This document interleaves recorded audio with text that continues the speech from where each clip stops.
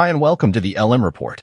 I'm your host, Lima, and you're listening to episode 15A, recorded on April 22nd, 2025. Today's episode, titled The Great Transition, Building a Stronger Economy, dives deep into the transformative economic shifts happening right now and what they mean for you. We'll explore how the U.S.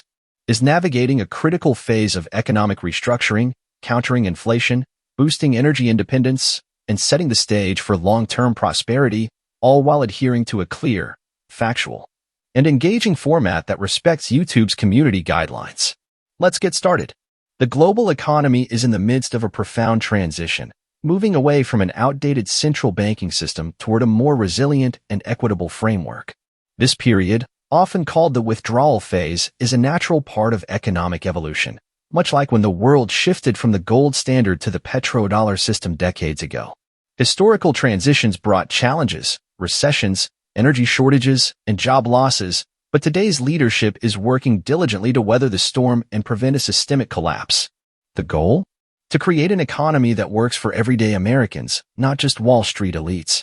You've likely heard claims that the economy is on the brink of disaster. Some analysts point to stock market fluctuations as evidence. But let's set the record straight. The stock market is not the economy. Most Americans don't have significant investments in stocks. Instead, they feel the economy through their daily lives when they fill up their gas tanks, buy groceries, or pay their bills. For years, under previous administrations, inflation skyrocketed, fuel prices soared, and job creation lagged. Reports even revealed that a claimed 1 million jobs never materialized.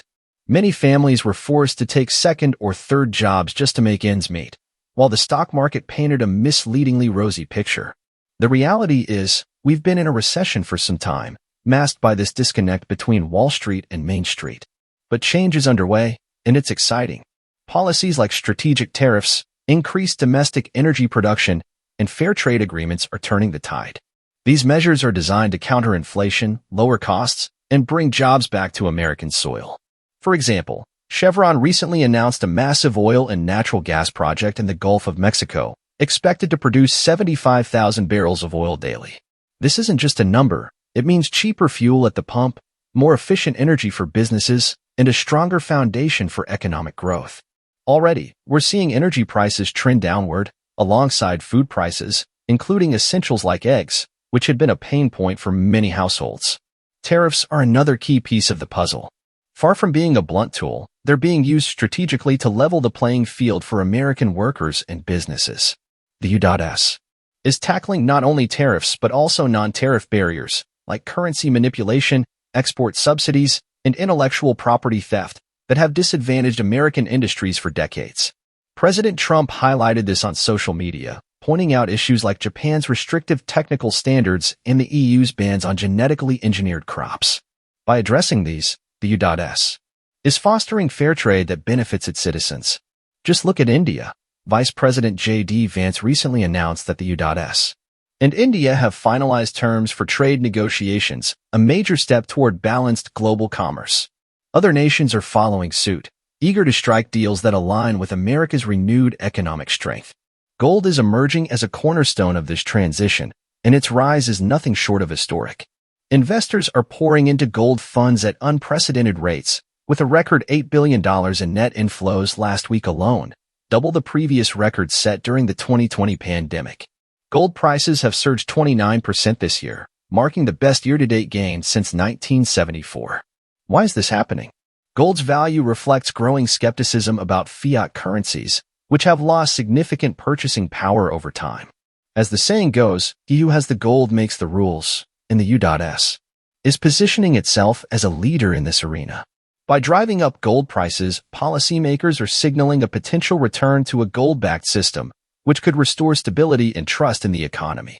This isn't just about wealth, it's about leverage, ensuring the U.S. holds the cards in global negotiations.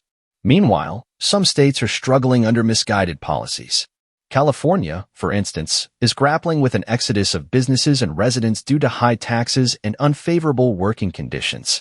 Film and TV productions are fleeing to states like Georgia, New Mexico, and Nevada, where economic environments are more welcoming.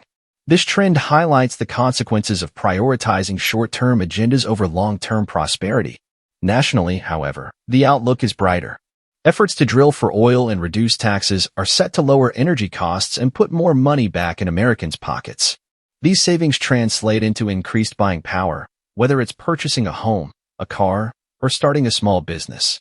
The Federal Reserve's actions are under intense scrutiny, and for good reason. Reports, including undercover investigations by journalist James O'Keefe, suggest the Fed's decisions may be politically motivated, focusing on issues like wealth inequality and climate change rather than core economic priorities. Interest rate policies seem out of step with reality, especially as energy and food costs decline. President Trump has called for preemptive rate cuts, noting that Europe has already lowered rates 7 times. Lower rates would give businesses the confidence to expand and consumers the ability to afford big-ticket purchases, further fueling economic growth. The Fed's reluctance to act swiftly could slow progress, but the broader economic strategy is already countering its influence. As we move through this transitional period, expect some bumps in the road. Critics will amplify fears of an economic collapse, often using stock market dips to fuel their narrative. But don't be swayed. This is a tactic we've seen before, from election polls exaggerating certain outcomes to COVID-era fearmongering with inflated case numbers. The truth lies in what you experience: lower inflation, cheaper fuel, and growing job opportunities. These improvements are already taking root and will become undeniable in the coming months, especially as summer brings further progress. Looking ahead, the U.S. is building an economy that prioritizes its citizens. By bringing in tariff revenue, boosting energy independence, and reducing taxes, policymakers are creating a virtuous cycle. Businesses will have the capital to grow, workers will have better-paying jobs, and families will have more disposable income. This isn't a pipe dream, it's a plan in motion, backed by concrete actions like the Chevron project, trade deals with nations like India, and a gold market that's rewriting history. To wrap up, let's reflect on the bigger picture. The economy isn't just numbers on a screen. It's your life, your community, your future. The steps being taken now are about ensuring that future is prosperous, stable, and fair. We're moving toward an economy where hard work is rewarded, innovation thrives, and every American has a chance to succeed. It's a journey, but the destination is worth it. Thank you for joining me on the LM Report. If you found this episode informative and thought-provoking, please take a moment to subscribe to our channel and hit the notification bell. Your support helps us continue delivering clear, factual, and engaging economic updates that cut through the noise.